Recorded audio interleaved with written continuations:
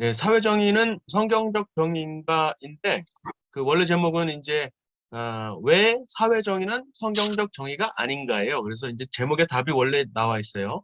근데 이제 그 표지가 저는 이제 어, 원래 보통 한국말로 나오면은 한국 책이 훨씬 더 멋있거든요. 이게 좀 저는 좀 이 표지 디자인이 좀 실망스럽긴 했어요. 왜냐하면은 이 다음에 나온 이거 바로 전에 나온 똑같은 출판사에서 나온 책이 있어요. 이 책이에요. 이 책 거의 똑같은 주제로. 근데 표지가 일단은 훨씬 다르잖아요. 산뜻하고. 그래서 아니 왜 이렇게 하셨을까? 그래서 저한테 좀 안 좋은 감정이 있으신가? 출판사 사장님, 아, 이것도 사장님이 멋져요. 이게 더 좋은데? 깔끔하게. 그런가요? 네. 그랬는데 어쨌든 그래서 제가 또 이 책이 얼마나 뛰어나길래 그런가 해서 또 이 책을 또 급하게 또 사서 봤죠. 그랬더니 그래서 이 책 내용도 워낙 좋아요. 되게 좋아요. 워낙 유명하신 분이 썼고 그래서 이 책도 살짝 제가 요약을 해드릴게요. 어쨌든 사회정의는 성경적 정의인가 이 주제인데 이 책에서는 이 같은 출판사에서 한 제 거가 나오기 한 2주 전에 나온 거예요. 시리즈로 지금 사회정의 시리즈, 음, 기독교 세계관 시리즈로 쭉 내보내고 있는 그 개혁된 실천사인데 이 책도 되게 잘 정리를 하셨더라고요. 사회정의를. 여기서는 이제 사회정의 A와 사회정의 B 이렇게 구분했어요. 그래서 사회정의 A는 성경적인 가치관에 입각한 사회적인 정의, 그러니까 소문자 소셜 저스티스라고 할 수가 있죠. 그런데 사회정의 B는 그것이 아니라 완전히 다른 세계관에 입각한 사회 정의, 그러니까 대문자 소셜 저스티스라고 할 수가 있겠죠. 그렇게 이제 구분하셨더라고요. 그래서 사회 정의 A, B를 구분하셨는데 12가지 질문으로 돼 있어요. 12가지 질문을 각각 그 정의에다가 물어서 그 결과에 따라서 이제 A냐 B냐 이렇게 구분하는 거죠. 그런데 이제 12가지의 질문이 네 가지 큰 주제로 이렇게 나뉘게 되는데 첫 번째로 이 정의가 하나님을 인정하는 것이냐 아니면 자기를 숭배하게 하느냐. 이게 이제 첫 번째 질문이에요. 첫 번째 큰 질문. 그리고 두 번째는 이 정의가 연합을 유도하느냐 아니면은 분열을 유도하느냐. 이렇게 분노심과 분열만 유도하느냐. 이렇게 두 번째 큰 질문이 있고 또 세 번째는 이 사회 정의가 죄를 회개케 하느냐, 각자가 죄를 깨닫고 죄를 회개케 하느냐, 아니면 오히려 죄를 회피하게 하느냐, 예? 죄의 책임 문제를 회피하게 하느냐, 이렇게 물어봐요. 그리고 네 번째 질문이 뭐냐면은 진리를 추구하게 하느냐, 아니면 진리의 눈을 감게 하고 오히려 패거리, 여기는 트라이벌리즘이라고 표현이 되어 있는데 영어로는 이 패거리 문화, 정체성, 나는 어떤 소속이야, 뭐 전라도야, 경상도야 이런 식으로 그런 어떤 정체성에 편승하게 하느냐. 이 네 가지 큰 질문을 묻게 하면서 그것이 만약에 후자 쪽이라면은 그것은 성경적 가치에 입각하지 않는 것이다. 그래서 그것들은 기독교인들이 분별해야 된다라고 아주 쉽고 정확하게 아주 잘 정리를 해놓으셨더라고요. 그래서 이 책도 만약에 사회정의 관련해서 다른데 가리키시거나 더 깊이 이제 이해를 하시려면은 이 책도 사실 이렇게 구입을 하시는 게 사실은 더 쉬울 것 같아요. 이 책보다 제가 번역한 책보다 약간 더 쉽게 잘 정리가 돼 있어서 일단은 말씀을 드리고요. 그리고 이 정의 문제에 대해서 정의에 대한 열풍이 사실은 우리나라에서 특이 현상이에요. 이 정의란 무엇인가라는 책이 우리나라에서 가장 많이 팔린 거 아시죠? 우리나라에서 뭐 몇십만 부가 팔렸는데 정말 특이한 현상이거든요. 그래서 이 저자도 이 누구죠? 샌들인가? 마이클 샌들이라는 저자도 미국에서 별로 히트를 안 치다가 한국에서 히트치고 그 히트친 소식이 미국에 퍼져서 미국 뒤늦게 퍼진 거예요. 그러니까 이 하버드 대학 교수도 놀래서 한국 마케팅을 공략을 해야 되겠다. 이 소문이 퍼지는 거예요. 미국에 있는 특히 하버드대 교수님들 사이에서. 그래서 한국에서 히트치면 이제 평생 먹고 살 문제가 해결이 되는 거예요. 이 사람도 이거 가지고 수십억을 벌었으니까. 그러니까 이게 참 이게 도대체 무슨 현상이냐라고 이제 한국에 대해서 한국의 정의가 그렇게 없는 나라인가? 뭐 이런 연구도 막 일어나고 논문도 있고 막 그래요. 근데 이제 제가 볼 때는 글쎄요 그런 고차원적인 문제보다도 사실은 하버드라는 그 네임 밸류가 우리나라에서 좀 잘 먹히는 그런 게 좀 있고, 그리고 하버드 버블이라고 할 수가 있죠. 그리고 또 마케팅, 이 하버드라는 이름을 가지고 하는 마케팅이 이 출판사가 한 번 바뀌었다 그러더라고요. 첫 번째 내놨던 출판사가 약간 그 횡령하는 느낌이 들어가지고 저자가 다른 출판사로 바꿨대요. 어쨌든 이 마케팅의 전략을 또 잘 먹혀들었다라는 그런 또 이야기가 더 큰 것 같아요. 그리고 또 이제 또 한 가지 좀 더 깊게 생각해 보면은 약간의 이제 우리나라 사람들의 그 지적 유희 그리고 또 선비 의식이 워낙 강하기 때문에 약간의 자신의 선함, 자신의 선한 의도 이런 것들을 자꾸 표출하고 싶어하는 미덕 과시라 그러죠. 미덕 과시, 벌추 시그널링이라고 그러는데 그런 미덕 과시용으로 참 이런 책을 하나 들고 있는 것이 상당히 효과적으로 이렇게 인식하고 있는 게 아닌가. 우리나라의 유교적인 어떤 그런 신양반 사회 뭐 이런 책도 나왔잖아요. 그런 게 작용을 하는 것 같아요. 우리나라에서는 특히 최근에 이제 마스크를 많이 쓰고 다니는 거가 해제가 됐는데도 마스크를 계속 쓰잖아요.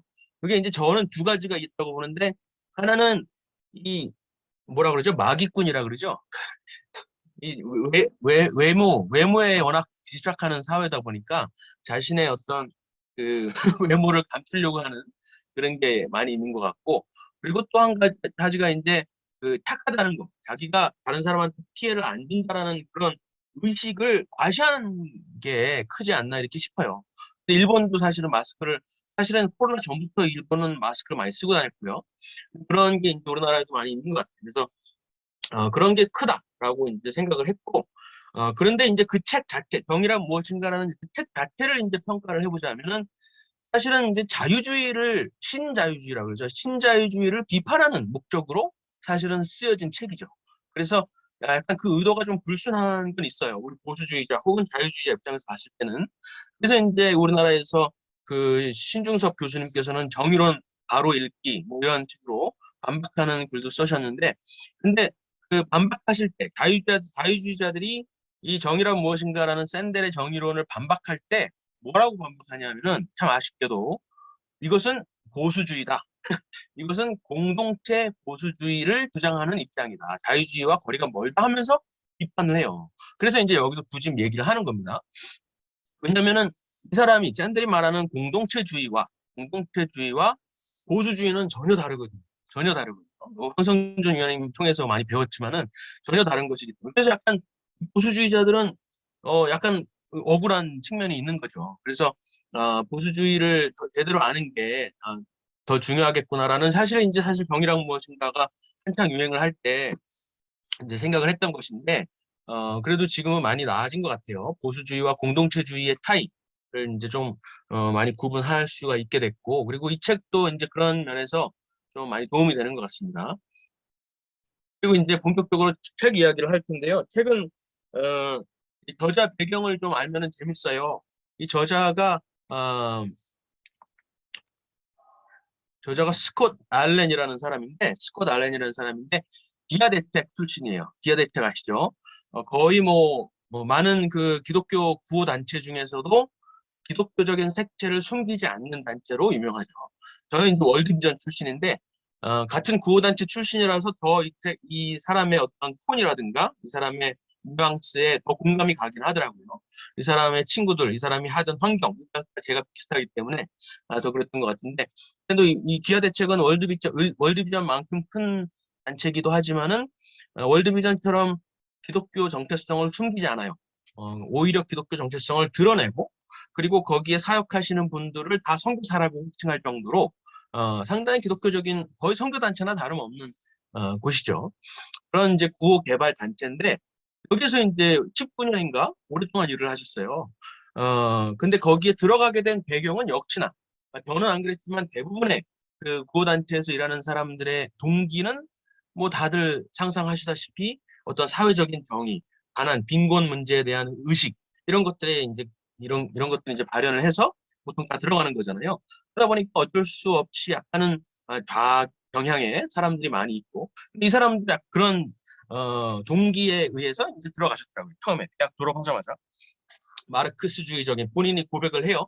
마르크스주의 그런 사관에 입학해서 어떤 뭐랄까 지금 깨닫기로는 약간의 환상에 빠져서 이제 구호 개발에 뛰어든 그런 케이스더라고요. 그래서 기독교적인 어떤 사회 책임 운동, 사회적 복음이라고까지도 말을 했죠. 소셜 가스펠 그런 식으로 이제 인식을 하고 들어갔다가 10년 정도 일을 하면서 회의를 느끼시는 거예요. 내가 가난한 사람들을 돕는다는 순수한 동기에 시작했는데 이 방법론으로 하니까 마르크스주의적인 세계관에 입각한 방법론 이 책에서는 이제 제로섬 그 파라다임 속에서 이 구호 활동을 하다 보니까 도움을 주기보다 오히려 피해를 준다는 거예요. 수혜자들한테. 그리고 주는 사람들, 그러니까 그 도너한테는 죄책 의식을 자꾸 주고 죄책 의식을 또 패터널리즘, 온정주의를 유발시키고 받는 사람도 계속 피해 의식을 느끼게 되고 의존하게 되고 그래서 결국 개발이라는 어떤 빈곤 그 사실에 얽매이는 그런 것들을 본 거예요. 저도 사실은 그런 것들을 그 월드비전에서 일하면서 너무나 많이 느꼈고 사실 그래서 이제 뛰쳐나온 거기도 하고요. 근데 이제 같은 그런 문제의식을 가지셨던 것이 이제 저는 참 반가웠어요. 그래서 이분이 뛰쳐나와서 가, 똑같은 이제 구호 개발 단체를 하나 설립을 하셨어요. 설립을 하셨는데 그게 뭐냐면 이제 DNA라는 단체예요. Disciple Nations Alliance.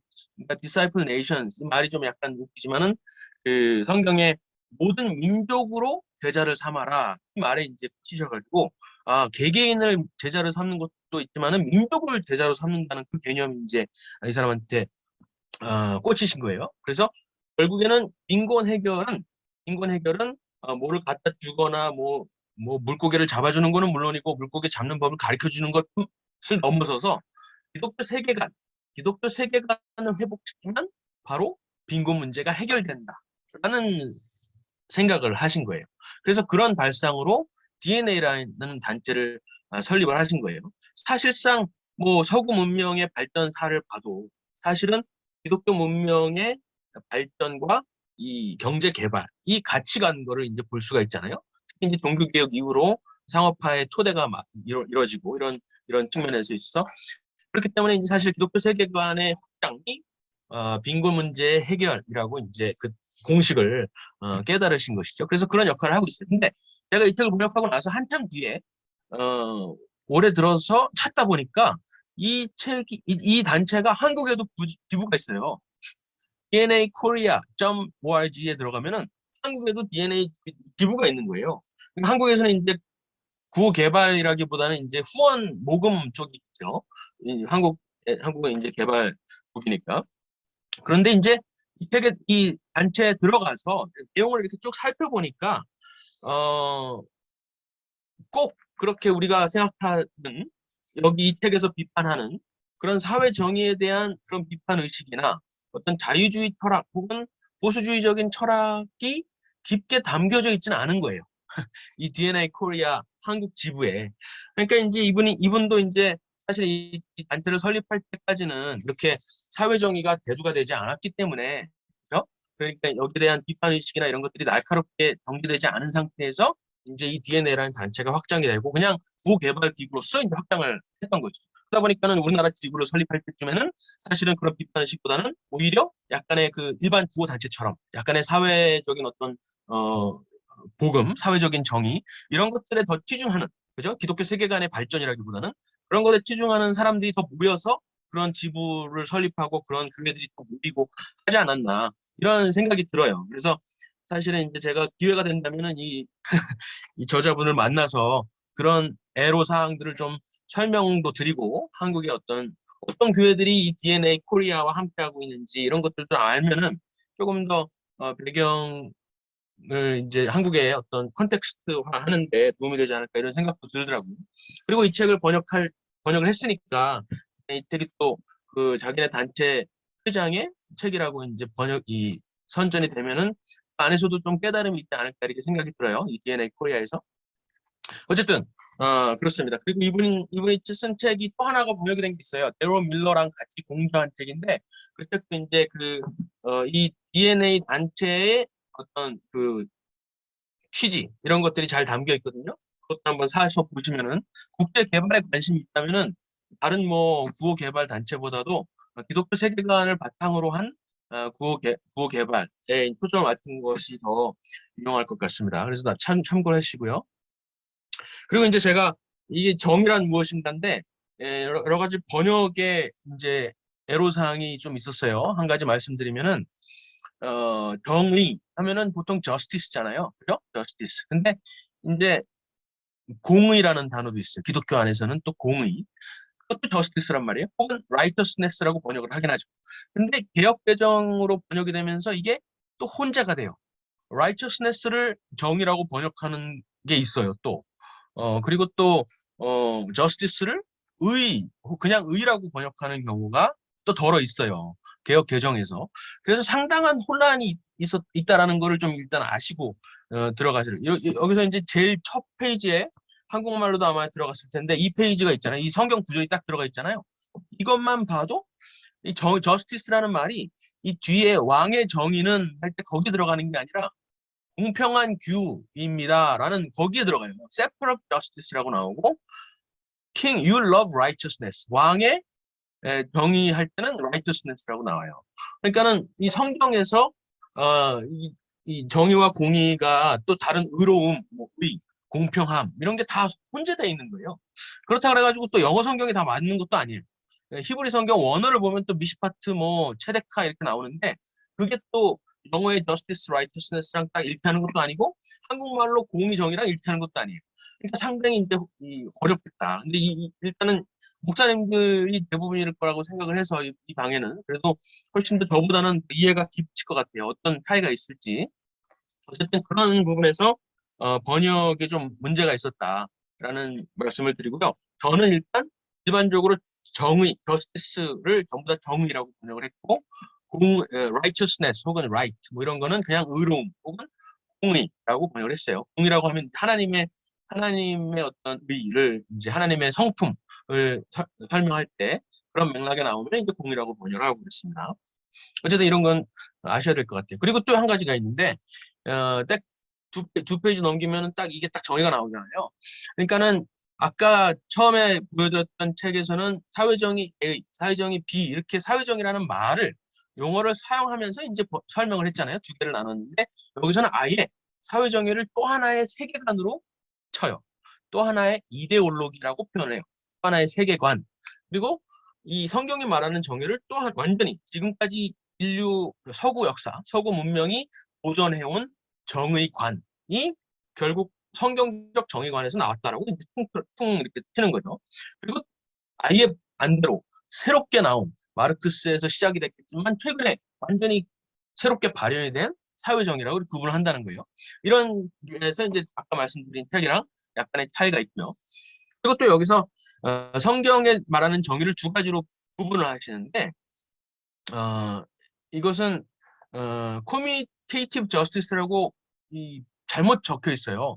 그러니까 원래 원문에는 이 책에는 커뮤니티브 저스티스예요. 커뮤니티브 저스티스. 근데 이 커뮤니티브라는 말이 영어 사전에 잘 안 나와요. 그래가지고 아마 이 편집을 하실 때 자동 고침이 되셨나 봐. 그래가지고 커뮤니케이티브라고 적혀졌어요. 근데 원래는 커뮤니티브다. 커뮤니티 근데 뭐 뜻은 비슷할 수 있어요. 혹은 커뮤니케이티브 아니면 커뮤니티브라는 말로 원래는 구분이 되어 있어요. 이 정의라는 게 사전을 찾아보면 옛날 사전, 요즘 사전 말고 옛날 사전을 찾아보면은 그게 정의가 되는데 그 정의 구분을 누가 했느냐? 누가 했느냐면은 처음에는 이제 플라톤이 했어요. 근데 플라톤이 했는데 그 다음에는 누가 더 발전을 시켰냐면은 토마스 아퀴나스가 이제 이거를 뭐 발전을 시켰어요.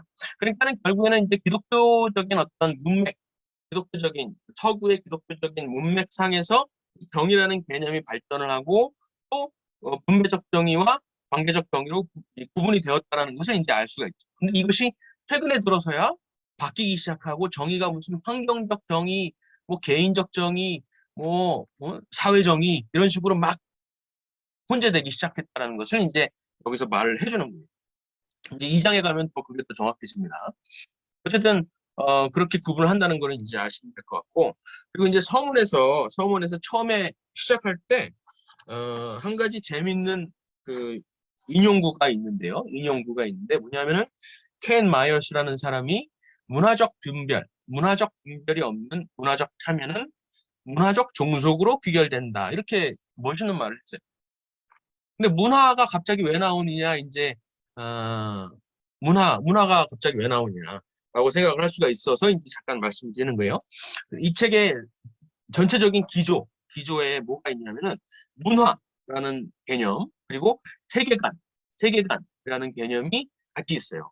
그리고 세계관은 우리가 인지하지 못하는 우리가 알지 못하지만은 우리를 지배하고 있는 어떤 정신이요. 정신이라고 할 수 있는데 문화는 그 세계관이 표면적으로 드러나는, 그죠? 표면적으로 드러나는 대중문화라는 것이. 그래서 문화는 우리 삶 전체를 지배하고 있다는 것이죠. 근데 기독교인들이 섣불리 그 문화적으로 참여를 해서 복음을 전하려고 하다가 섣불리 분별 없이 문화적으로 참여를 하다가 그 문화에 그 세계관에 종속이 되어버린다는 그런 내용인 거예요. 그 중에 하나가 이제 사회정의가 대표적으로 현대에 이르렀다는 것이죠. 그래서 문화라는 개념이 이 첫 부분 말고는 뒤에는 문화라는 개념이 많이 안 나오는데 첫 부분에 이렇게 시작을 해서 왜 그랬을까 이제 생각을 하다 보니까 이제 그렇게 결론이 난 겁니다. 그 문화를 만드는 건 결국에는 뭐냐라고 했을 때 제프 마이어스라는 또 다른 사람은 첸 마이어스랑 친척은 아니고요. 관계없는 사람이지만 제프 마이어스라는 사람은 그 구어에서 비롯된다라고 말했어요. 말. 근데 말이 언제부터 생겨났을까라고 생각을 해보면은 물론 태초부터 있었겠지만은 말이 분화되기 시작한 거는 언제죠? 바벨탑이죠, 그죠? 바벨탑. 바벨탑은 근데 뭐였죠? 하나님처럼 되고자 하는 인간이 하나님처럼 되고자 했던 하나의 시도였죠. 그죠? 그것 때문에 하나님이 흩으신 거고. 그러니까 결국에는 민족의 분화가 말로 통해서 이제 분화가 된 것이나 다름없는데 그 이후에는 상당히 그 신적인 요소가 있다. 사람의 어떤 타락에 의한 신이 되고자 하는 그런 욕망을 하나님이 이 분해시키기 위한 그런 의도가 있었다는 걸 우리가 일단 알 수 있어요. 그래서 결국에는 기독교와 뗄 수 없는 그런 관계에 있다는 것을 일단은 머리에 두고요. 그리고 컬트라는 말 자체가 컬트라는 거 아시죠? 컬트라는 같은 어원에서 나왔는데 그런 것을 봤을 때 결국에는 재배하다, 병작하다 이런 뜻이 있지만은 어, 종교와 종교와 상당히 큰 연관이 있다라는 거죠. 그래서 종교 없이 문화는 있을 수가 없다라고까지 이제 러셀 크로크라는 보수주의자는 또 말을 했죠. 그래서 문화의 중심에는 종교성이 있다. 종교라기보다는 이제 기독교를 포함하게 되니까 종교라기보다는 약간의 우상 숭배, 우상이라고 할 수가 있겠죠. 그런 것이 문화랑 항상 연관이 있다라는 것을 이제 염두에 두고 배경에 깔아놓고 이제 시작을 하면 될 것 같아요. 책을 읽을 때. 그리고 이제 서문에서 또 한 가지 나오는 중요한 것은 용어입니다. 근데 제가 용어, 단어, 원어 이렇게 막 써놨잖아요. 근데 영어로는 이게 전부 다 word예요. 그러니까 하나님의 말씀도 대문자 워드잖아요. 그러다 보니까 이거 영어로 읽을 때 훨씬 더 임팩트가 딱 강한 거예요. 근데 한국말로 번역을 하다 보니까 이게 좀 흩어져가지고 용어에서 났다가 말씀이 됐다가 언어가 되고 막 이러니까 약간의 이제 정신 사나울 수가 있어요. 근데 이제 영어로 읽었을 때는 훨씬 더 그 임팩트가 강하다라는 것을 그것이 이제 번역을 통해서 전부 다 소멸되었다라는 것을 지금 말씀드리는 거예요. 그래서 아쉽다. 그래서 원서를 읽는 게 중요하다라는 말씀이고요. 언어라는 게 아까도 말씀드렸지만 되게 중요하다라는 것이고 결국 바벨탑의 기원이 있다라는 거 그리고 하나님을 대적하려는 그런 의도에서 결국에는 언어가 생겨났다라는 거 이것을 이제 아시면 생각하면 좋을 것 같아요. 그리고 또 세계관 문화가 또 있는데 세계관이 있어요. 세계관은 뭐 가장 대표적으로는 역사관이 가장 크죠. 그리고 인식론도 영향을 미쳐요. 내가 진리를 어떻게 아는지 이것에 대한 것도 전부 다 그 세계관적인 배경, 전제들이 깔려 있는 것이죠. 이 책에서 나오는 제가 사실 한국 책이 없어요. 그래서 페이지 쪽을 몰라요. 그래서 그냥 제가 번역한 거 그 문서만 가지고 알고 있는데 이런 표현들이 있어요. 우리는 우리의 삶을 이해하고 우리의 인생을 이해하고 납득하기 위해서 세계관을 반드시 필요로 한다. 세계관은 우리의 정체성과 목적성을 이해하는데 도움을 준다라고 했어요. 그러니까 결국에는 여기서 말하고 싶은 거는 기독교 세계관이 아니면 기독교 세계관이 아니면 결국에는 그 빈자리를 다른 세계관이 채울 수밖에 없다라는 거죠. 그죠? 다른 세계관이 왜냐하면 삶의 목적과 삶의 의미를 찾는 게 인간인데 그것을 계속해서 찾는 게 인간인데 그것이 기독교적인 세계관으로 채우지 않는다면 다른 뭔가를 찾을 수밖에 없다라는 거죠. 그래서 이제 뭐 왜 도대체 사회정의나 이런 마르크스주의나 뭐 사회주의 뭐 이런 것들이 왜 자꾸 이렇게 대두가 되고 거기에 왜 사람들이 자꾸 빠지냐라고 했을 때 그 책임은 기독교인들한테 있다는 거죠. 그거 말씀드려요. 기독교 세계관이 확장이 안 되었기 때문에 전파가 안 되었기 때문에 결국에는 그 빈자리를 채우는 것뿐이다라고 그 책임의식을 우리한테 이제 담고자 이 말씀을 드리는 겁니다. 그런데 서구 문명을 형성한 기독교 세계관이 그 영향을 잃어가는 빈자리에 사회정의 이데올로기가 최근에 채워진 거예요. 전에는 이제 마르크스주의가 채워졌죠. 마르크스주의가 채워졌을 때는 그 초점이 어디 있었어요? 빈곤 문제에 있었죠. 그 빈곤 문제에 있었기 때문에 또 이 저자 같은 사람들도 또 많은 사람들이 이 사회 정의에 뛰어들어서 빈곤 문제를 해결하려고 아프리카 가서 막 한비아 같은 사람도 나오고 그러잖아요. 저도 그랬고. 근데 빈곤 문제에서 지금은 어디로 옮겨갔냐면 그 초점이 성, 젠더, 성적 지향, 인종, 미국에서는 이제 인종 문제가 특출하죠. 그래서 그런 데 초점이 옮겨갔다는 거지요. 이게 이제 재밌는 거예요. 그래서 빈곤이 어느 정도 해결이 되어서 그런 건지 아니면은 이제 서구의 이 세계관이 침투하려다 보니까 그런 건지 몰라도 어쨌든 성과 이 젠더에 상당히 초점을 맞게 되었다 이렇게 볼 수가 있어요. 뭐 너무나 잘 아시죠, 그죠?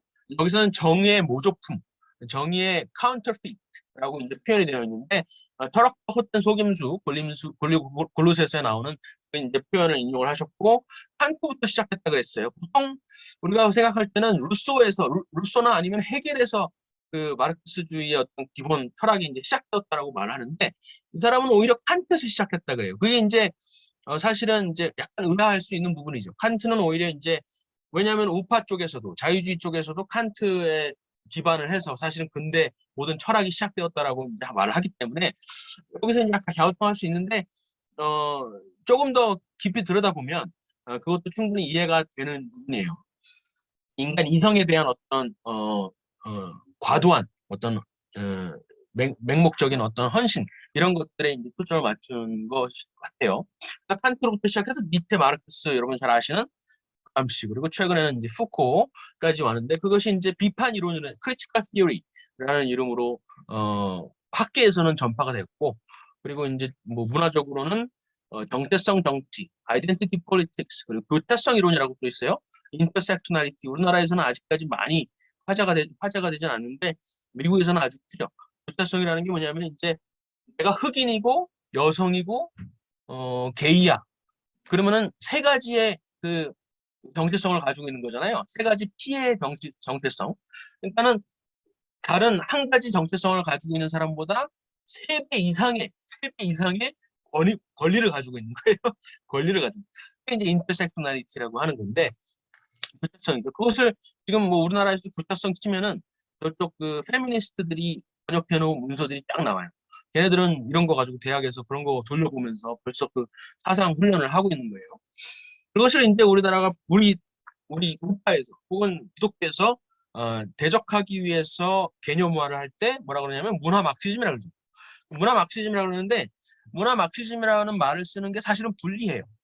왜냐하면 문화 막시즘이라고 해서 일반 구글에다가 치면은 뭐라고 나오냐면은 음모론 이렇게 나와. 음모론. 문화 막시즘은 우파들이 극우가 만든 음모론입니다. 이렇게 딱 나와요. 위키피디아도 그렇고 일반적인 그 어떤 뭐 스탠포드 엔사이클로피디아 이런 데서도 그렇게 나와요. 그러니까 사실은 불리한 거예요. 그러니까 문화 막시즘 우리가 이해하기에는 쉬운데 일반 사람들한테 접근하기가 어렵다는 거예요. 그래서 어떤 표현을 쓰면 더 좋느냐라고 했을 때 서구 막시즘이라고 그래요. 서구 막시즘. 서구 막시즘. 웨스턴 막시즘. 서구 막시즘이라고 딱 치면은 문화 막시즘하고 똑같은 내용이 나오는데 그것은 일반 사람들도 학계에서도 인정하는 이론이거든요. 똑같은 인물들이 나와요. 뭐 마르크제, 푸코, 뭐 사르트르 다 똑같은 인물들이 나오고 그 성을 통해서 사회를 번역하려는 그런 의도들 이런 거 다 나오는 건데 문화 막시즘이라는 용어만 안 쓸 뿐이에요. 그러니까는 사실은 서구 막시즘이라는 말을 쓰면서 우리가 그쪽을 비판하면은 그리고 글도 그런 말을 써놔요.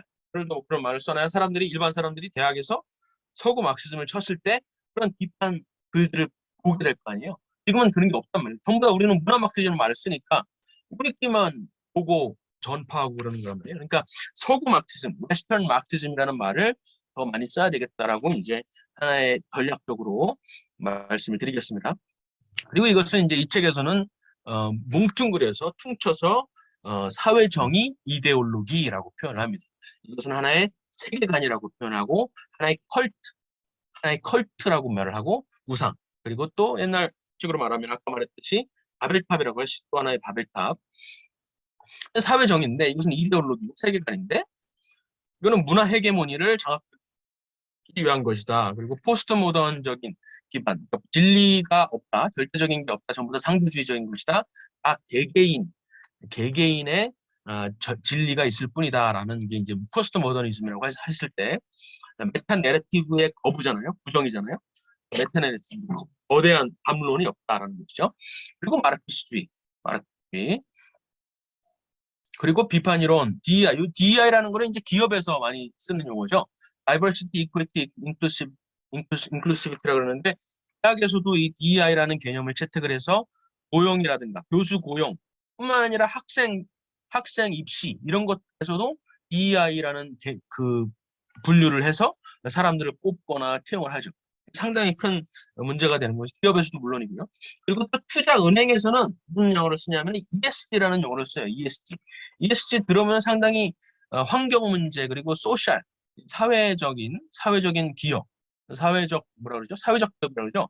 그런 소셜 엔터프리너십 그리고 또 거버넌스 이런 측면에서 상당히 좀 지속 가능한 그런 걸 하자라는 아주 좋은 의미인데 이것을 하나하나 깊숙이 들어가 보면은 전부 다 약간의 그런 트랜스젠더라든가 이 성적인 것 이런 것들이 많이 대입이 되어 있고 결국에는 LGBT 옹호하는 쪽에 그런 것들이 되게 많습니다. 미국에서는 이제 흑인들, 소수 인종에 대한 어떤 affirmative action이라고 그래서 우대 정책 이런 것들이 포함이 되죠.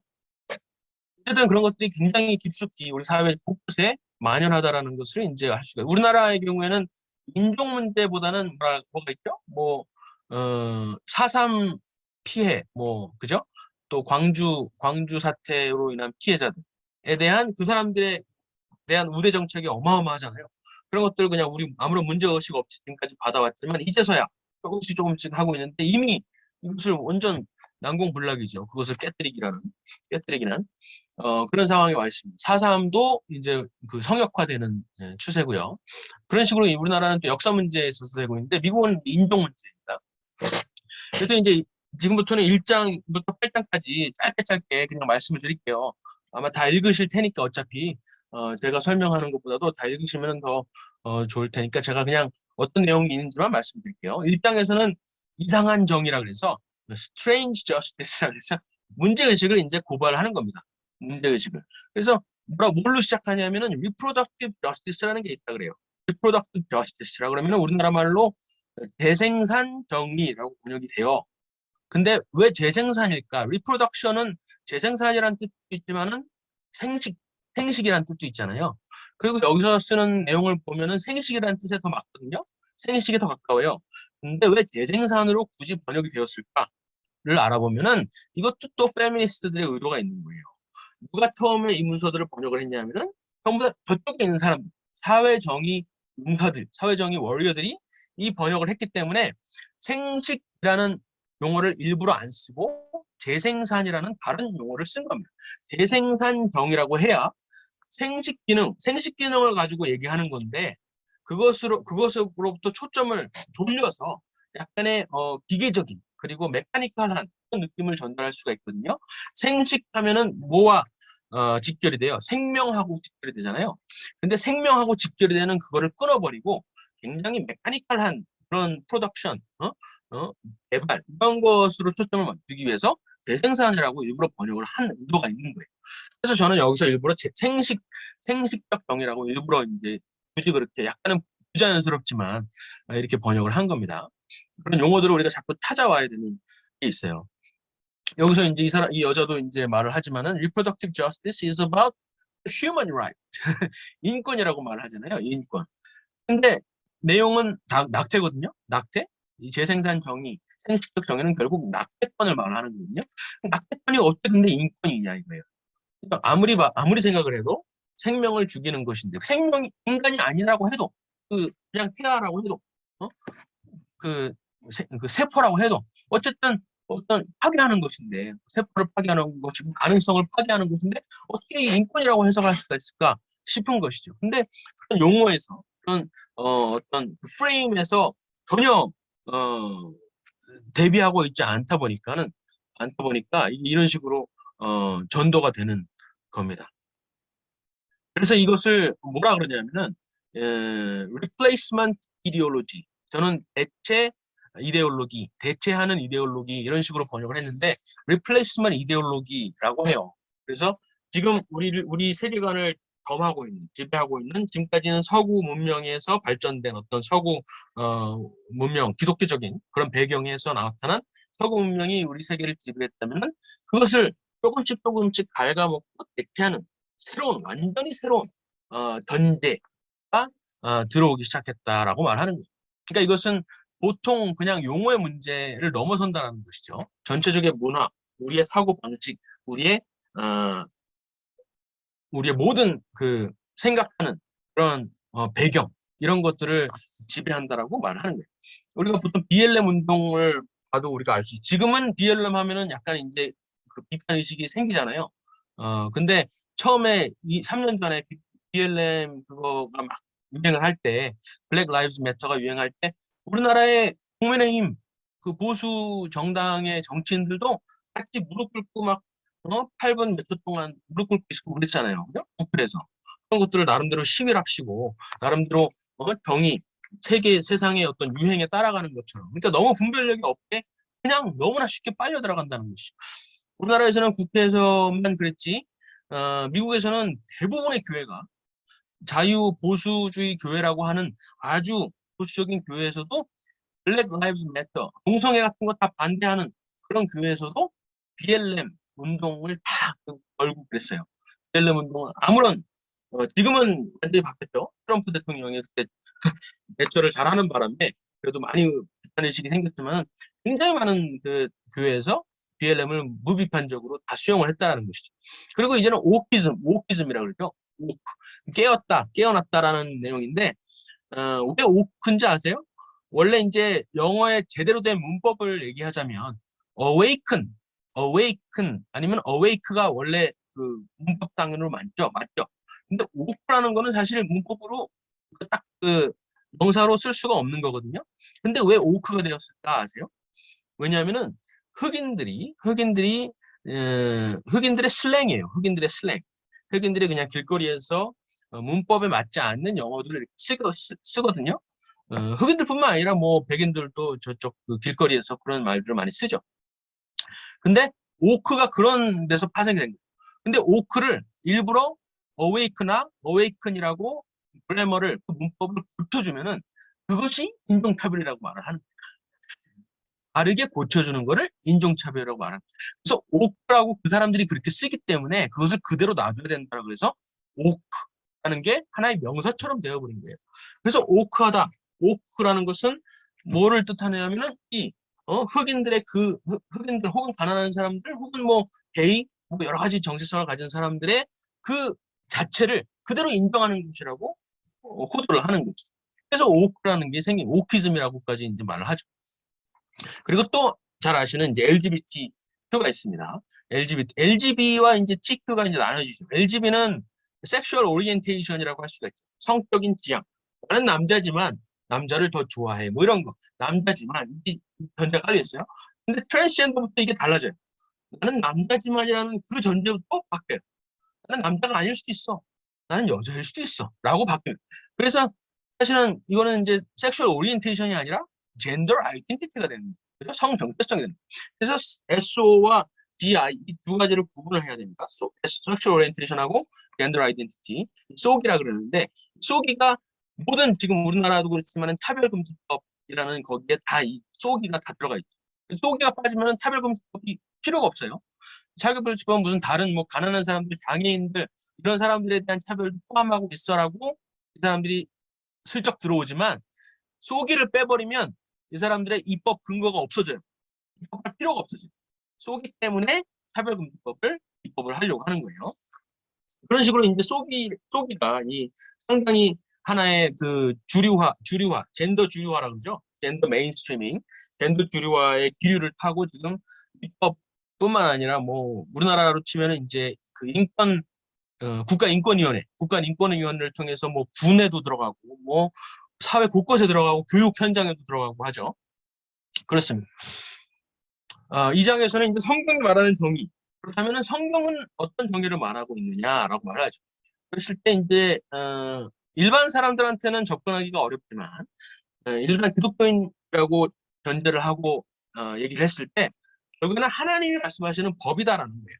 하나님이 그 정의의 기준, 모든 옳고 그름의 기준이 되신다.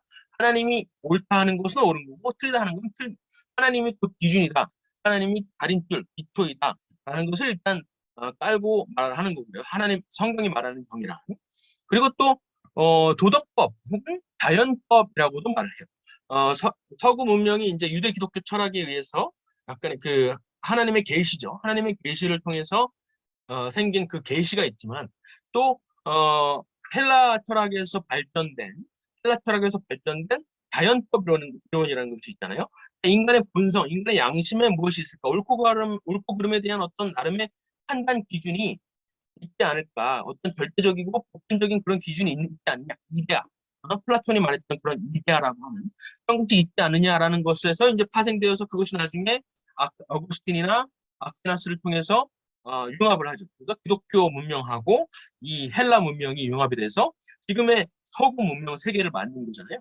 근데 그 서구 문명의 그 기저에 흐르는 어떤 그 정의관이 있는데 그것이 뭐냐면 이제 자연법 혹은 자연권, natural law, natural right라는 것이에요. 이것은 객관적인 것이고 초월적인 것이고 인간의 판단에 인도한 것이 아니라 인간보다 위에 있는 어떤 그것이 신이 아니더라도 하나님이라고 꼭 말을 하지 않더라도 어떤 초월적인 존재가 있다라는 것을 인도하는 곳에서 그것이 깔려있죠. 전제가 깔려있죠. 그리고 세 번째로 보편적이라는 것이에요. 세계 어디나 무슨 마찬가지다라고 인정을 했다라는 것이죠. 그리고 그것을 이제 기독교 이 성경 신학적으로 봤을 때는 정의란 또 하나님의 성품 중에 하나를 얘기하는 것이기도 하죠. 하나님의 성품을 얘기하는 때 쓰는 정의는 우리가 공의라고 이 성경에서는 신학자들은 이제 공의라고 표현을 하기도 하죠. 그리고 또 성경에 뭐라고 표현이 되냐면 정의는 하나님의 보좌의 기초다라고 표현해요. 하나님께서 앉아 계시는 보좌의 기초다. 이렇게 표현을 멋있게 표현하기도 했어요. 어쨌든 이 정의의 정의의 근원은 어디서 나오냐면 두 가지죠. 두 가지. 하나는 계시, 하나님의 계시, 십계명, 그죠? 십계명이나 뭐 신약에서 말하는 예수님께서 말씀하시는 이웃을 사랑하라는, 이웃을 내 몸과 같이 사랑하는 그런 법들. 하나는 계시, 첫 번째 계시고 두 번째는 로마서 2장에 나오는 인간의 양심, 사람의 양심, 옳고 그름을 분별할 만한 알만한 것이 모든 사람 속에 있느니라라고 했잖아요. 그 양심을 이제 보통 이제 일반 철학에서는 자연법이라고 말하죠. 자연법이 있는 겁니다. 이 두 가지의 기초를 두고 정의관이라는 것이 서구에서는 발전을 해왔습니다. 그것이 근데 지금도 여전히 작동을 하고 있는 거예요. 지금 우리가 지키고 있는 우리나라에서도 우리나라의 사법 체계라든가 삼권 분립이라든가 이런 것들이 전부 다 이 서구 문명에서 쌓아온 그 정의관에 기초를 하고 있다는 것이죠. 가장 쉬운 예로 미국의 연방 대법원이 있는데 연방 대법원에 이 세모꼴의 그 벽 있어요. 꼭대기에 지붕에 박공벽이라고 그러는데 페디먼트라고 그러는데 여기에 가장 꼭대기에 여기는 이제 여러 가지 그 세계 문명이 다 있어요. 세계 문명의 특히 입법자들 솔론이라든가 뭐 콘푸시 공자도 있어요. 공자 이런 사람들이 쭉 있는데 가장 꼭대기 중심 위치에 누가 있냐면은 바로 모세가 있는 거를 알 수가 있어요. 모세. 그 옆에는 공자가 있고 그 옆에는 그리스의 솔론이 있습니다. 솔론.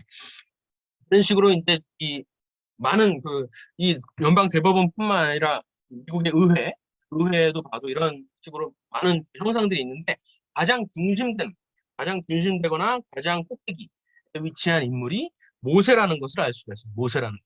그래서 결국에는 이 유대 기독교적인 어떤 전통에서 지금의 서구 질서, 특히 미국의 질서가 세워져 있다라는 것을 우리가 의심할 여지 없이 알 수가 있다는 것이에요. 정의라고 했을 때 아까도 말씀드렸지만은 정의를 이 두 가지 관계적 정의와 분배적 정의로 나누는 것도 결국에는 아리스토텔레스와 아퀴나스 그리고 기독교적인 어떤 전통에서 나왔다는 거죠. 그런데 지금 사전을 찾아보면은 이게 다 혼재돼 있어요. 여러 가지 별의별 사전, 별의별 정의가 다 나와요. 무슨 뭐 재분배적, 회복적 정의, 절차적 정의, 사회 정의 이런 것들이 다 나오는데 원래는 그렇지 않았다는 거죠. 1828년에 웹스터 사전이 그나마 지금 현존하는 사전 중에 가장 기독교적인 가치관을 아직까지도 담고 있는 사전이에요. 그냥 웹스터 사전 말고 1828년 버전의 웹스터 사전. 이것을 찾아보면은 그런 내용들이 이렇게 담겨 있습니다. 성경적인 정의들이 담겨 있어요. 이런 것 나중에 참고하시면 좋고. 그래서 결국에는 이 책에서는 정의를 비블리컬 저스티스와 사회 정의라고 이렇게 크게 구분을 해놓은 거죠. 그리고 우리가 지금 누리고 있는 모든 법치라든가 뭐 삼권 분립, 뭐 적법 절차 이런 것들이 전부 다 어디에 기초했다는 거죠? 성경적인 세계관, 성경적인 세계관에 기초를 하고 있다는 것을 여기서 말해주고 있어요. 여기까지는 그 전에 말씀드렸던 책 있잖아요. 그 12가지 질문.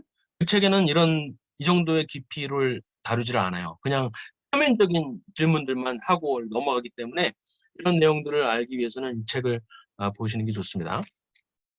그런데 성경이 말하는 정의가 거기에서 끝나지 않아요. 성경이 말하는 정의가 이 성경이 말하는 정의, 관계적 정의와 분배적 정의다라고 거기에서 풀스톱으로 끝나지 않아요. 그렇죠?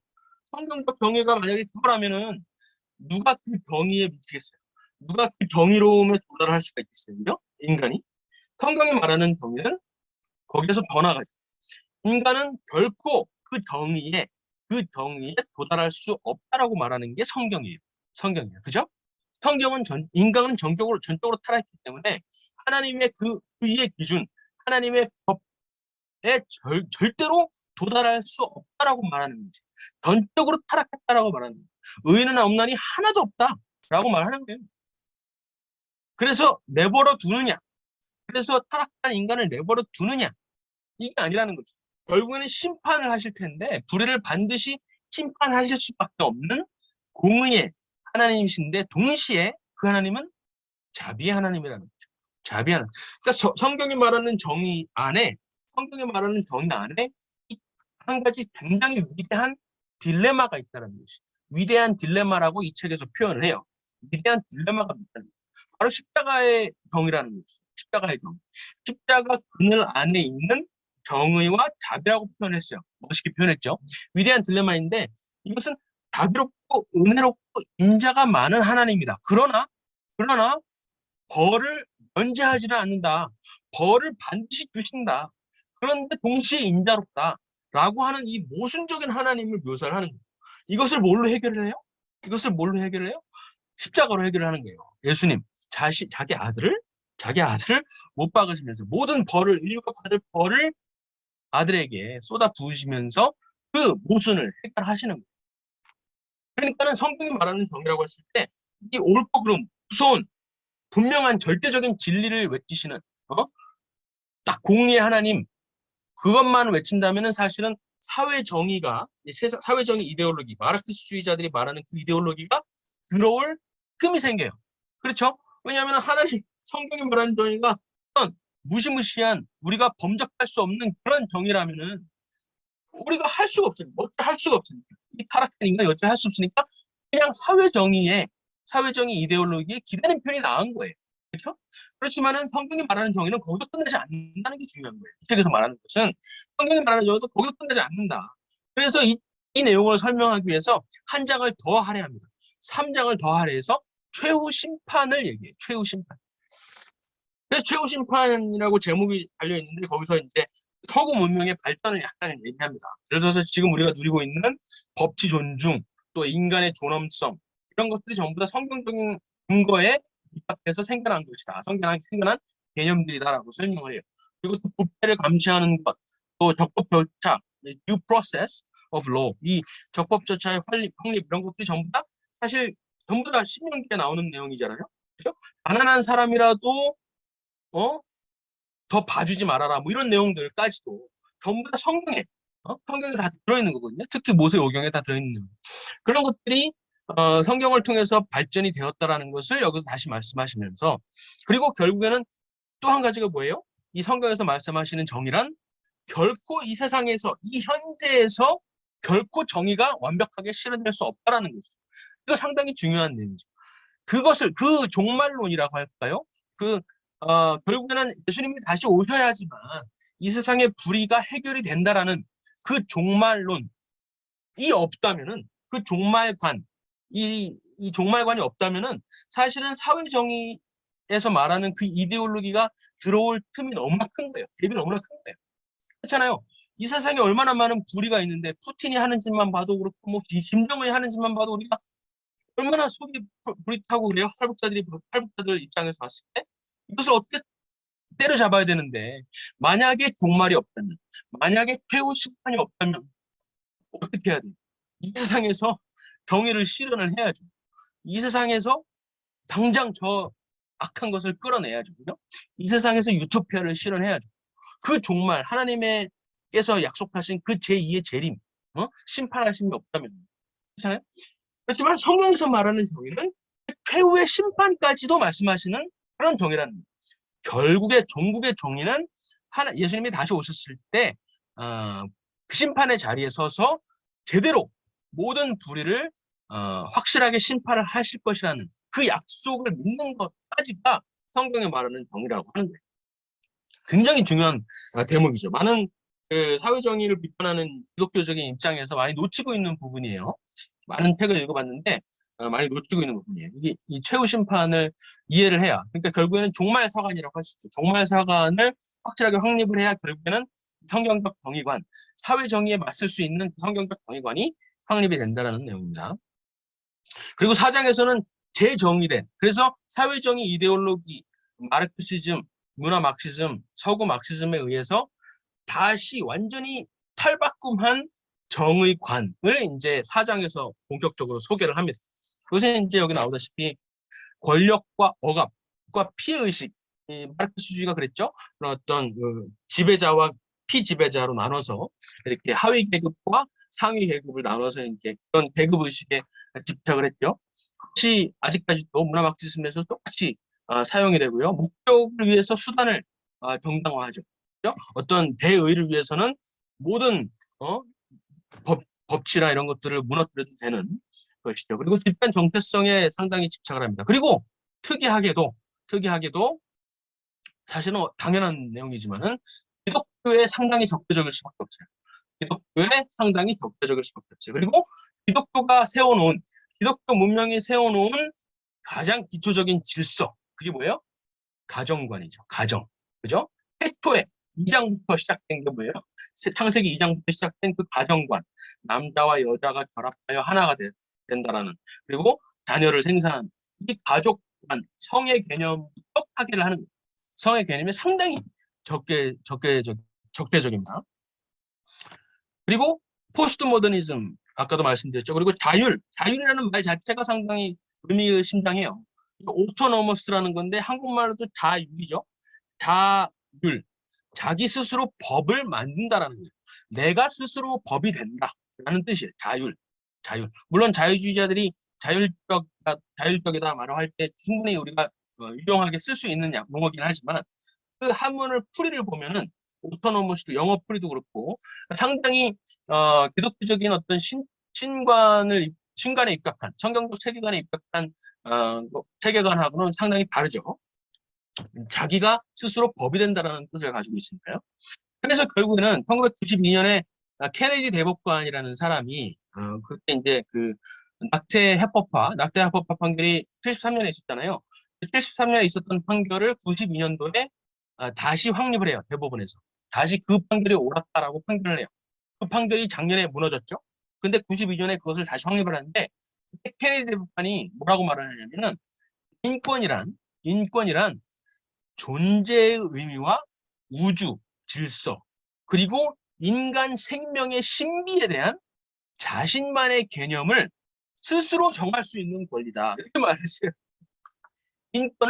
인권을 세계 질서에 대한 해석을 어떤 절대적인 가치관이나 어떤 그런 절대적인 기준이 아니라 내가 생각하는 대로 그것이 곧 우주의 질서가 되고 존재의 의미가 될 수 있는, 그리고 여기서는 중요한 게 뭐예요? 생명에 대한, 생명의 신비에 대한 그 데피니션을 내가 곧 만들 수 있는 것이다. 그것이 바로 인권이다라고 말하는. 그러니까 어디까 너무나 많이 망가집니다. 너무나 많이 서구 질서가 말을 했던 기독교 세계관을 바탕으로 한 정의관에서 너무나 많이 벗어난 거죠. 이렇게까지 대법관이 이 정도까지 말을 할 수가 있는 그런 나라였는데, 작년에 사실은 이 낙태권에 대한 합법화 판결이 뒤집혔다라는 것은 우리한테 어마어마한 시사점을 안기죠. 그죠? 기독교인들한테 어마어마한 큰 희망을 주는 것이라고 할 수가 있어요. 근데 이제 이 책에도 나오는데, 4장에서 나옵니다. 슐라밋 파이어스톤이 이제 페미니스트의 대가라고 할 수가 있어요. 페미니스트 대가인데, 나중에는 이제 이 사람이 미쳐가지고 정신병동에 수감이 돼요. 지금 여기 나온 사진은 정신병동에서 찍은 사진입니다. 그래서 이제 나중에 개정판은 이 정신병동에 가서 이 사람을 찍어가지고 표지로 만들어가지고 개정판이 나왔는데, 이 Dialectic of Sex라는 성의 변증법이라는 책을 썼어요. 근데 이 책의 내용을 보면 이 사람들이 얘기하는 그 성혁명이라는 것이 정말 마르크스주의적인 사고 방식에 뿌리 깊게 박혀 있구나라는 것을 확실하게 알 수가 있어요. 여기 이제 인용이 나오는데 한번 읽어볼게요. 경제적 계급을 제거하기 위해서는 하위 계급의 반란을 필요로 하듯이, 그리고 일시적 독재를 통해서 그들의 생산 수단을 점유해야 하듯이, 성적 계급의 제거 또한 하위 계급, 즉 여성의 반란과 여성의 생식 기능의 점유를 필요로 한다. 한국의 페미니스트들이 외치는 구호가 어디에서 나오는지 알겠죠? 그죠? 이는 여성의 자기 신체에 대한 소유권의 완전한 회복뿐만 아니라 인간 번식력에 대한 통제권의 점유를 말한다. 이렇게 말을 해요.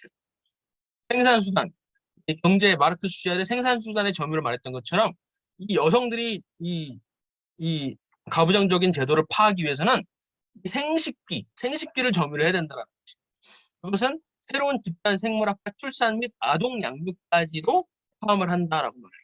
또한 사회주의 혁명의 최종 목표가 경제적 계급 및 특권의 제고뿐만 아니라 경제 계급의 구분 그 자체였듯이, 페미니스트의 혁명 또한 최종 목표가 1세대 페미니스트의 운동과 달리 남성 특권의 제고뿐만 아니라 남녀 간의 구분 자체여야 된다.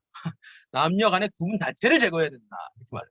인간 간의 생식기의 문화적 차이는 더 이상 아무런 의미가 없어져야 된다. 페미니스트는 서구 문화의 모든 것, 서구 문명의 모든 것에 의문을 가질 뿐만 아니라 문화 자체의 구성과 더 나아가 자연의 질서, 그러니까 남녀의 자연의 질서까지도 의심해야 된다. 이렇게 말하는. 완전히 이 사람이 믿을만 하죠, 그죠?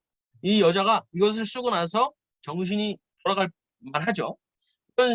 이런 기반을 깔고 지금의 현대 3세대 페미니즘이 서 있는 거예요. 지금 우리나라에서 페미니스트 운동하고 있는 거는 대부분 그런 바탕을 하고 있습니다. 중간에 이제 그 사장의 세계관의 힘을 이제 다시 한번 강조를 해요. 나중에 읽어보시면 될 것 같고, 5장에서는 사회정의 이데올로기와 성경적 세계관 딱 두 개를 그래프를 통해서, 이 테이블을 통해서 딱 설명을 합니다. 여기서 9가지 질문을 던져요. 9가지 질문. 궁극의 실제는 무엇이냐? 궁극의 실제, 리얼리티가 도대체 무엇이냐? 이것이 성경적 세계관에서 보는 리얼리티와 사회정의에서 보는 이 리얼리티 자체가 완전히 다르다는 거죠. 우리는 누구인가? 인간관이 두 개 다 완전히 다르다. 그리고 인간의 근본적 문제가 뭐냐? 사회정의 이데올로기는 인간의 근본적 문제가 핍박, 억압이라고 하죠. 억압. 그죠? 상위 계급의 하위 계급에 대한 억압이라고 말하죠. 그렇지만 성경적 세계관에서는 인간의 근본적 문제가 뭐예요? 죄죠, 죄. 해결책은 뭐예요? 해결책은 사회정의에서는 혁명이죠, 혁명. 그리고 어떻게 구원받을 수 있느냐? 이거 구원론도 완전히 다르죠? 그리고 도덕적 의무가 무엇이냐? 진리를 어떻게 알 수가 있느냐? 인식론이죠. 인식론. 그리고 누가 궁극적 권위를 갖느냐. 그는 이제 누가 권위를 갖느냐. 사회정의 이데올로기에 있어서 궁극적 권위자는 누구예요? 가장 큰 권위를 가지고 있는 사람은 가장 많은 피해를 본 사람이죠. 가장 많은 피해 인터섹셔널리티가 가장 교차를 많이 하는 사람.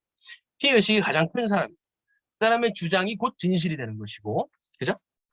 그리고 최후 심판이 있느냐 없느냐 이게 중요하죠. 최후 심판이 없다라고 생각을 하기 때문에 이 세상에서 이 현세에서 정의를 구현해야 되기 때문에 모든 수단과 방법을 가리지 않고 혁명을 하는 거예요. 사회정의 이데올로기에서는. 근데 기독교 세계관에서는 다르죠. 최후의 심판을 믿는 것이죠. 기독교적인 세계관에 입각한 나라 혹은 세계라 하더라도 결국에는 그 최후의 궁극적인 정의는 성취하지 못한다는 것을 기독교인들은 알고 있어요. 알고 있어야 돼요. 그죠? 결국에는 그 정의는 예수님이 다시 오실 때에만 가능하다는 것을 이제 우리는 아는 거죠. 거기서 이제 큰 차이가 있는 겁니다. 6장에서는 사회정의 이데올로기가 사용하는 속임수들, 그러니까 기만술들을 이제 몇 가지를 얘기하고 있어요. 우리가 잘 아는 평등, 다양성, 또 부와 가난의 문제 이런 것들을 통해서도 아직까지도 우리나라에 아주 큰 작용을 하죠. 가난의 문제, 부익부, 빈익빈 이런 논리가 아직까지도 많이 통하죠. 그리고 서구 문명 자체에 대해서 서구 문명 자체가 억압을 위한 시스템이다, 체제다라고 이제 말을 하는 거죠. 특히 그 중에서는 미국이 있죠. 미국 제국주의 이런 식으로 이제 포장을 하면서 그 결과는 뭐예요? PC주의를 통한 언어 통제입니다. 언어 통제 그리고 도덕 운동이라고 표현했는데 모랄 무브먼트, 도덕 운동. 약간의 옛날에 그 청교도들이 했던 청교도적인 그런 도덕 운동을 얘네들이 결국엔 똑같이 전개를 하고 있는 겁니다. 그런 식으로 이 사람들을 통제하려고 하죠. 최근에는 이제 코로나를 빌미로 삼아서 또 어떻게 해서든 통제를 하려고 했었죠. 그것이 이제 옥라는 표현으로 이제 말을 하기도 하고요. 그래서 사회정의를 통해서 잃게 되는 것들이 뭐 무수하게 많지만 서구 문명 자체를 잃어버리는 것이지만 구체적으로 말을 하자면 뭐 감사, 책임, 도덕, 법치, 적법, 절차, 문제 지정, 원칙 이런 것들, 표현의 자유, 종교의 자유, 진리와 사실관계 자체를 파한다고 했잖아요. 아까 파이어슈턴이 그리고 복음, 그죠? 기독교인들한테는 복음 자체를 역행하는 것이고 관용이라든가 용서라든가 화합 이런 것들이 다 없어지죠. 당장 정의를 구현해야 되기 때문에 그죠? 그리고 최후 정의에 대한 기대가 없다는 거죠. 그죠? 그리고 7장에서 문화와 교회로의 침투를 이야기합니다. 세 가지 이런 문화 이데올로기에 대항하는 세 가지 방법을 얘기하는데 하나는 순응이고 하나는 수용이고 하나는 저항이에요. 저항이에요. 근데 지금 많은 교회들이 순응을 하고 있다. 컨폼을 하고 있다라고 말해요. 순응의 길은 어떤 노선을 택하냐 하면은 페미니즘. 우리나라가 상당히 취약하죠. 페미니즘은 취약하죠. 왜냐하면은 우리나라는 유교적인 문화권 때문에 이 남녀의 어떤 그런 차별이 약간 더 문화적으로 심했다고 할 수가 있어요. 그죠? 역사적으로. 그것이 또 가장 최근이고. 그래서 우리나라에서는 페미니즘의 목소리에 대해서 확실하게 효과적으로 교회가 대응을 못하고 있는 거죠. 왜냐하면 그런 남녀 차별적인 요소가 교회 안에서도 있어 왔기 때문에. 그렇죠? 그래서 그런 것들을 분별하기가 쉽지가 않아요. LGBTQ도 요즘엔 또 드러나죠. 워낙 뭐 영화나 이런 것들을 통해서 워낙 많이 띵틀을 해와 있기 때문에 BTS나 이런 애들도 전부 다 그런 코드를 다 가지고 있죠. 그리고 인종은 우리나라는 많이 끼진 않아요. 인종보다는 우리나라는 이제 역사 문제, 반일주의 이런 것들이 작용을 하고 또 인종하고 비교가 할 만한 거는 이제 지역주의죠. 지역주의적인 감정, 전라도 사람들의 피해의식 이런 것들이 작용을 하고 그것을 그걸 조장해가지고 점점 더 부추겨가지고 이제 이용해 먹는 정치인들이 이제 있는 것이죠. 그리고 이 7장에서 또 특이한 것은 이 혁명 내러티브와 사회정의 이데올로기들의 혁명 내러티브랑 보수주의자들의 보전 내러티브를 구분을 해요. 그래서 이 불이함, 사회의 모든 불의에 대응하는 방법에서 이것을 혁명으로 전부 다 이걸 뒤엎자라는 그런 방법이 있는 반면에 미국의 역사를 보면은 보존하려고 하는 이 질서를 보존하면서 점진적으로 개혁하려는 그러한 움직임이 있었다라고 표현을 하는 거예요. 그래서 전부 다 여기서는 이제 약간 아쉬운 게 뭐냐면은 전부 다 인종 문제를 가지고 예를 들었어요. 미국으로 치면은 이제 듀보이스나 말콤 X 이런 사람들은 전부 다 혁명론을 지향을 했죠. 마르크스주의적인 기반에 의해서. 근데 반면에 프레드릭 더글라스라든가 부커 T 워싱턴, 한국에서는 잘 알려지지가 않아서 제가 전부 다 그 역사주를 전부 다 달았거든요. 이 사람들에 대해서. 근데 출판사에서 역사주를 많이 뺐더라고요. 너무 이제 역사주가 길다 보니까. 그래서 좀 아쉬운데 어쨌든 이 인물들을 전부 다 하나하나 검색해 보면은 전부 다 훌륭한 사람들이에요. 전부 다 흑인이고 너무나 처참한 환경에서 자랐지만은 그런 것을 피해의식으로 완전히 피해의식에 쪄들어가지고 마르크스주의적인 사관으로 이것을 극복한 것이 아니라 정말 승화해서 이런 모든 피해의식을 승화시켜서 제대로 발전한 인물들이 굉장히 많습니다. 특히 흑인들 중에 지금 제일 잘 아는 사람은 클라렌스 토마스라고 그 대법관 중에 9명의 대법관 중에 흑인 대법관이 있잖아요. 클라렌스 토마스 이 사람이 아주 유명하죠. 그리고 또 대통령 후보로도 나왔던 앤 칼슨이 있고 또 캔디스 오웬스라고 여자인데 96년생인가 아주 어린 청년인데 아주 훌륭한 흑인 청년이 있죠. 또 라이언 반버거라고 한국에서 잘 모르는데 라이언 반버거는 누구냐면은 어머니가 강간을 당해서 임신을 했는데 어머니가 생명을 보존하겠다고 자기를 낳은 거예요. 그래가지고 성장을 했는데 너무나 잘 성장을 한 거죠. 기독교적인 입양돼서 기독교 집안에 입양돼서 그래가지고 지금 프로라이프 운동가로서 활약을 하고 있는 사람이 있어요. 라이언 반버거라고 그런 훌륭한 사람이 흑인이고 이 사람이요. 어쨌든 그런 도전 내러티브, 사실은 이제 프리저베티브 내러티브라고 표현이 되어 있는데 사실은 보수주의라고 할 수가 있어요. 보수주의. 그런 내러티브를 구분했습니다. 그리고 이제 수능의 결과로서 이제 오크 교회라는 책이 있어요. 오크 교회라는 책이 있는데 그 오크 교회 책을 이제 비판하면서 이 책에서 설명을 쭉 해놨습니다. 결국에는 교회가 이 자선이라든가 가난한 사람들을 위한 그 따뜻한 마음 이것을 이용해서 들어오는 이 사회정의 이데올로기라는 트로이 목마에 넘어갔다는 것을 말을 하고 있는 거예요. 아무래도 교인들이 더 성품이 온순하고 미덕을 더 과시해야 된다는, 미덕을 더 표출해야 된다는 그런 부담의식이 있기 때문에 그것을 이용해서 이 사회정의 이데올로기가 침투에 들어오기가 너무 쉽다라는 거죠. 교회. 다른 어디보다도 교회에 더 침투해. 그래서 교회 미국 교회는 전부 다 그 LGBT 깃발을 전부 다 달고 있어요. 특히 이제 대도시에 가보면은 전부 다 이런 교회가 없으면은 전부 다 그 폭격을 당하거든요. 화염병이 투척이 되거나 그래서 자기 교회를 보존하기 위해서라도 자기 교회의 테러를 막기 위해서라도 BLM 깃발이나 LGBT 깃발을 일부러 붙이게 하는 거예요. 그런 식으로 이제 많이 교회가 변질되고 있는 것이죠. 그래서 8장이 이제 하이라이트인데 8장에서는 사실 직접 전부 다 읽어보시면 너무나 좋아요.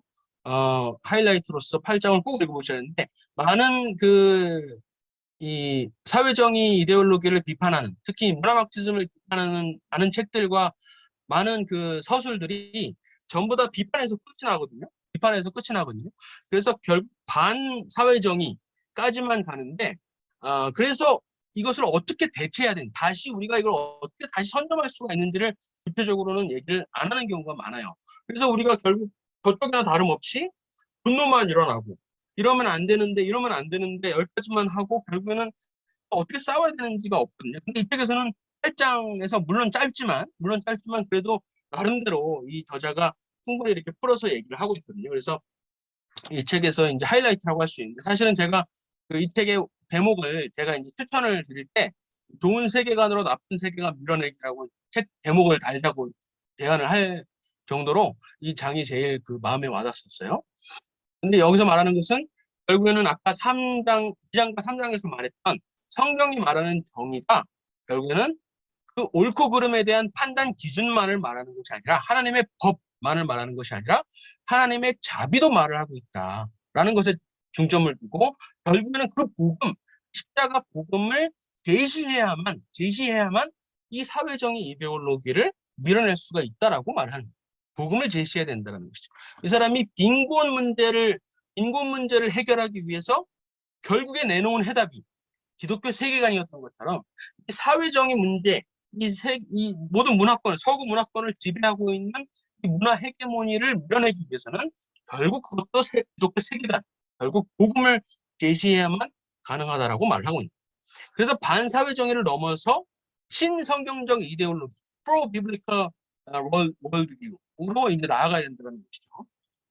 그렇지만은 전술에 있어서 우리가 그쪽에서 사용하는 전술을 그대로 사용하고 싶은 유혹에 빠지기가 쉽다라고 말을 해요.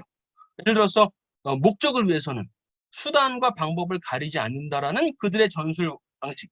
그것을 우리가 그대로 채택해서 예를 들어서 우리는 대의를 가지고 있기 때문에 저 사람들은 거짓말을 대의로 삼지만 우리는 진리를 대의로 삼기 때문에 우리는 모든 수단과 방법을 가리지 않아도 되라고 우리가 착각할 수 있는데 결국 그것은 성경이 말하는 방법이 아니다라고 하는 거예요. 우리는 끝까지 품위를 유지하고 끝까지 상대방의 순수한 동기를 가정을 하는 거예요. 예를 들어서 저 같은 경우도 제가 월드비전에서 생활했지만은 월드비전에서 많은 어떤 좌파적인 그런 사고방식에 빠져서 일을 하는 사람들을 전부 다 적으로 생각하고 이 사람들을 적대시한다면 전혀 도움이 안 되겠죠. 그죠? 내 의식은 점점 더 투철해질 수 있지만 그 사람들을 이쪽으로 설득해 오지는 못하겠죠. 그죠? 결국에는 정말 그런 사람이 있을지 몰라도 정말 거기에 빠져가지고 악의적인 목적성을 가지고 사회정의를 외치는 사람도 있을지도 몰라도 그렇지만 우리는 끝까지 그들의 순수한 동기를 가정을 해야 된다라고 말을 하고 있는 거예요. 그리고 언제나 그 사람들로부터도 배우고 이해해야 한다는 우리 눈에 둘보가 더 크다라는 그런 생각을 항상 가지고 판단을 섣불리 하지 않는다라는 그런 기독교적인 태도죠. 그리고 기도로 항상 나아가야 된다는 것과 용서와 관용 이게 사실 많이 부족해요.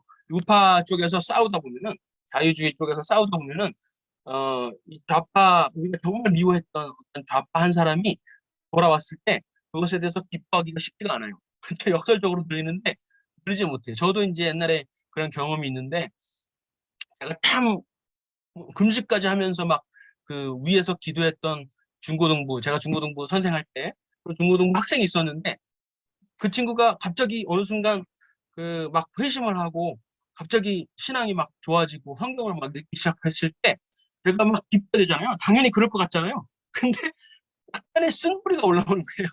약간의 쓴 마음이 올라오는 거예요. 응? 나 때문에 그래야 되는데, 나 때문에 이 사람이 얘가 변해야 되는데, 순전히 나의 공로가 아니라고 생각이 될 때, 약간의 이 충격이 오는 거예요. 그러면서 쓴 마음이 이렇게 일어날 때가 있어요. 그런 것을 우리가, 조심해야 된다. 그리고 관계를 완전히 끊어버리는, 좌파라 그래서, 혹은 사회정의에 빠졌다 그래서 완전히 관계를 끊어버리는 절연, 이런 것들을 절대로, 금물해야 되고, 또 그렇다 그래서 저쪽 주장에 불복하는 것도, 하지 말아야 된다라고 말하고 있습니다. 결국에는 이제 악으로 이기는 게 아니라 악을 선으로 이기라라는 하나님의 말씀을 결국에는 따르는 것이고요. 그리고 문화 비평을 넘어서 문화 전쟁이지만 문화 비평을 넘어서 결국 그리스도인한테 주어진 첫째 사명은 문화를 창조한다는 것이죠. 문화를 창조하는 것. 결국에는 문화 창조에 우리가 실패했기 때문에 그 빈 공간에 저쪽에 악한 문화가 들어왔다는 것을 우리가 생각을 해야 된다는 것입니다. 결국 성경적 세계관의 진짜 정의를 외쳐야 된다. 우리가 보통 우파 싸움을 하다 보면은 예를 들어서 가난한 사람들을 위한 우리의 마음이죠. 자선이라든가 인정 그리고 동정 이런 것에 대해서 괜히 부끄러워하는 경우가 있어요. 우파 싸움을 하다. 왜냐하면 그런 용어들, 그런 자선이라든가 답이라든가 이런 것들이 전부 다 저쪽에서 사용하던 용어들이기 때문에 그런 용어들을 우리가 사용하기가 부끄러운 거예요.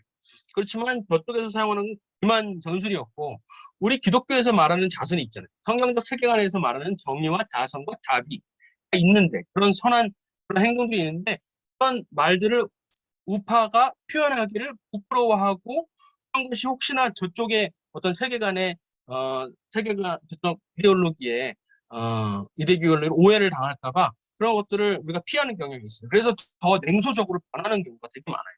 우리 우파 커뮤니티, 특히 인터넷의 커뮤니티를 보면은 상당히 우파 친구들이 일베라든가 이런 데서 그 훈련을 받아서 그런지 상당히 거칠고 냉소적이고 아주 차갑고 굉장히 쿨한 척하지만은 굉장히 날카로운 비수가 막 꽂혀 있는 그런 표현들을 되게 많이 하는 경우가 많은데 기독교인이라면은 그럴 수가 없다. 자유주의자라면 모르지만은 보수주의자라면은 그래서는 안 된다라고 이제 이 책에서 말을 하고 있습니다.